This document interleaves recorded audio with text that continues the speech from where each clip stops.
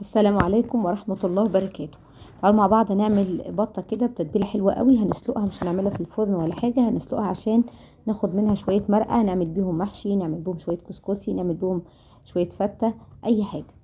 ببدأ بقى. طبعا اول حاجة، طبعا البطة بتاعتي لازم تبقى نظيفة جدا ومفيش فيها اي حاجة، لا ريش بقى كده ولا اي حاجات جوه ملهاش لازمه، اي غدد بشيلها خالص، بنضفها كويس على قد ما بقدر، عشان طبعا اهم شيء النظافه، يعني اهم شيء ان البطه بتاعتك تبقى نظيفه وكويسه قوي، مفيش فيها ريش كتير، عشان خاطر نستفيد بالمرقه بتاعتها. بعد كده بجيب بصلتين 3 وابشرهم ناعم، او اعملهم في الكبه واضيف لهم ملح وفلفل اسود، واتبل بيهم البط كويس جدا. وبعد كده بقى بجهز شويه توابل كده من عندي، يعني مطيبات كده، عندي روزماري، حبهان، ورق لورا، شويه قرفه، زر ورد، شويه زعتر، ورق لورا، وعندي طماطمايه وجزرتين او جزرايه براحتك زي ما تحبي. طبعا الحاجات دي بنحطها عشان نضيف طعم وقيمه غذائيه للمرقه بتاعتنا. بعد كده بعصر ليمونه تكون كبيره، بحيث ان ايه، حتى لو في اي زفاره يعني تقضي عليها خالص تماما.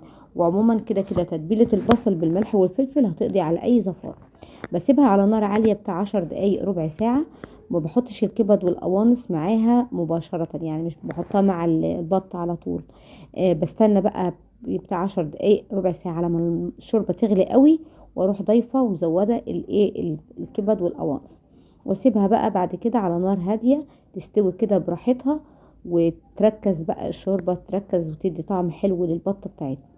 حابه تدي طعم اقوى للمرقه، سيبيها تتكثف كده وتتبخر، سيبها تتبخر يعني، وتديكي طعم حلو قوي. تعملي بالمرقه بتاعتها اي حاجه، وتختبري بقى السوا بتاعها كده بشوكه، تلاقيها تمام، تطلعيها كده على مصفى ولحد ما تنشف خالص من الميه عشان ما تعملش فرقعه يعني. وبعد كده بقى بحط حته زبده كده بلدي، تكون تدي طعم حلو قوي للتحمير، وشويه زيت عشان الزبده ما تتحرقش. وابدا انزل بالبطه بتاعتي، وتقدري تحمريها في الفرن زي ما تحبي. ممكن تضيفي لها بقى اي حاجه، صويا صوص، دبس رمان، صلصه، عشان تاخدي لون، بس انا بحب اخد الطعم البلدي الاصلي للبط وبس.